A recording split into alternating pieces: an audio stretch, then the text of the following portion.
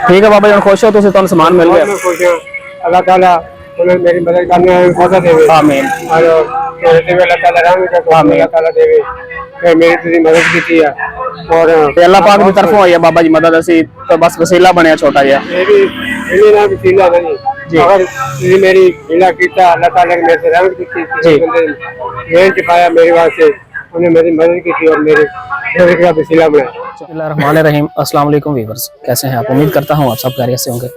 मैं आज आपकी मुलाकात इन बुजुर्गों से करवा रहा हूँ। इन बाबा जी की चंद दिन पहले मैंने वीडियो अपलोड की थी, जिसमें ये बाबा जी बता रहे थे कि मैं मौसमी का जूस बेचता था, लेकिन सर्दी आने की वजह से वो इनका जूस का काम ख़त्म हो गया और 15 दिन से ये फारिग थे, काम नहीं था इनके पास। और इनका बताना था कि जब मैं घर जाता हूँ खाली हाथ तो बच्चियाँ रोती हैं, पूछती हैं बाबा जी आज खाने के लिए कुछ लाए हैं या नहीं, तो मैं शर्मिंदा हो जाता हूँ। तो मैंने इनकी वीडियो अपलोड की। इन्होंने कहा था कि मुझे कोई ड्राई फ्रूट का काम करवा दे, मैं ड्राई फ्रूट का काम करना चाहता हूँ। तो मैंने इनकी वीडियो अपलोड की। अल्हम्दुलिल्लाह वीडियो अपलोड करने के बाद एक भाई ने इनकी वीडियो देखी और उन्होंने इन बुजुर्गों के लिए ये ड्राई फ्रूट के सामान का बंदोबस्त कर दिया है। हम आए हैं, अब ये सामान हमने परचेज किया है, तो अब ये सामान हम इनके हवाले करेंगे। तो कुछ बातचीत कर लेते हैं बुजुर्गों से। अस्सलाम वालेकुम। वालेकुम सलाम। क्या हाल है बाबा जी? ठीक हो? शुक्र अल्लाह। बाबा जी सामान तो मिल गया, खुश हो? हाँ जी, मैं बहुत खुश हूँ जी। चलो अल्लाह ताला उन्होंने भी देवे, मैंने भी देवे। अल्लाह ताला उन्होंने खुश रखे जिन्हें मेरी इमदाद की है, मेरी रोजी का वसीला बनाया आमीन। और मेरी वीडियो देख के मेरे से अल्लाह ताला ने फजल मेरे से उन्होंने करम किया है। अल्लाह ताला का भी करम है, क्योंकि मैं बहुत ज़्यादा खुश हूँ कि मेरी रोजी का वसीला बन गया और मेरे बच्चियों की रोजी का वसीला भी बन गया।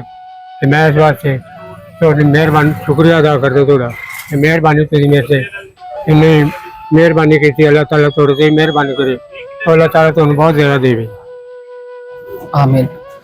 नाज़रीन, बाबा जी बता रहे हैं कि अब मैं खुश हूँ, मेरे बच्चों का रिज़्क़ का वसीला बन गया है और भेजने वालों के लिए ये बाबा जी ढेरों दुआएं दे रहे हैं। आप लोगों का बहुत बहुत शुक्रिया।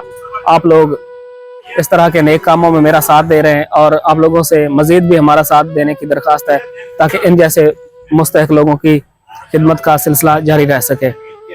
बाबा जी खुश हो?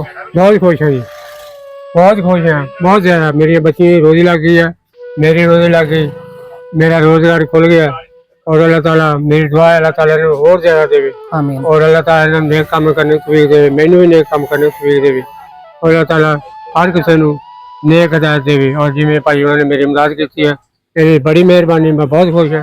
अल्लाह ताला ने बहुत ज़्यादा देवे। इस तो पहले ਤੁਹਾਡਾ ਜਿਹੜੇ ਹਾਲਾਤ ਚੱਲ ਰਹੇ ਸੀ ਘਰ ਦੇ, ਉਹ ਕਿਸ ਤਰ੍ਹਾਂ ਦੇ ਸੀ? ਇਹ ਜਿਹੜੇ ਮੇਰੇ ਹਾਲਾਤ ਸੀ ਬਹੁਤ ਟਾਈਟ ਸੀ ਜੀ। ਮੈਂ ਘਰ ਜਾਣਾ, ਬੱਚੇ ਨੇ ਮੈਨੂੰ ਕਹਾ ਬਾਜੀ ਕੁਝ ਲੈ ਆਓ, ਮੈਂ ਸ਼ਰਮਿੰਦਾ ਹੋ ਕੇ ਵਾਪਸ ਆ ਜਾਣਾ, ਦੂਸਰੇ ਦਿਨ ਵਾਪਸ ਆਉਣਾ। 15 ਦਿਨ ਇਸੇ ਤਰ੍ਹਾਂ ਮੈਨੂੰ ਚੱਲਦਾ ਰਿਹਾ। ਉਸ ਤੋਂ ਬਾਅਦ ਆਪਣੇ ਆਜ਼ਾਦ ਸਾਹਿਬ ਮਿਲੇ ਮੈਨੂੰ, ਇਹਨਾਂ ਨੇ ਮੇਰੇ ਤੇ ਮਿਹਰਬਾਨੀ ਕੀਤੀ, ਮੇਰੀ ਵੀਡੀਓ ਵਾਇਰਲ ਕੀਤੀ। ਉਸ ਤੋਂ ਬਾਅਦ ਤੁਸੀਂ ਵੀਡੀਓ ਪੜ੍ਹੀ और मेरे से अपना बाबा जी मैं वीडियो ला के थोड़े कोई एहसान नहीं किया, मैं अपना फर्ज निभाया वा। बड़ी मेहरबानी। दुआ करो मेरे वास्ते भी और जिन्होंने भेजा वा, अल्लाह पाक उन्होंने ज्यादा देवे। इंशाल्लाह मजीद भी असी तुहाडी खिदमत का सिलसिला जारी रखांगे इंशाल्लाह। आमीन। ठीक है बाबा जी, खुश हो तुम? तुहानू सामान मिल गया? अल्लाह ताला उन्होंने मेरी मदद करने में मदद देवे। आमीन। और मेरे देवे अल्लाह ताला रहम करे, अल्लाह ताला देवे मेरी तुझी मदद की है और अल्लाह पाक की तरफों आई है बाबा जी मदद, असी तो बस वसीला बनया छोटा जिहा। मेरी ना वसीला नहीं अगर तुझी मेरी हीला कीता, अल्लाह ताला ने मेरे से रहम की, बंदे जेल च पाया मेरे वास्ते, उन्हें मेरी मदद की और मेरे का वसीला बनाया। चलो ठीक हो, सन दुआएं याद रखियो। ठीक हो गए? बहुत मेहरबानी। ओके जी, ठीक हो गया। जाओ ले जाओ तुसी, अल्लाह पाक तुहानू बरकत पावे तुहाडे रिज़्क़।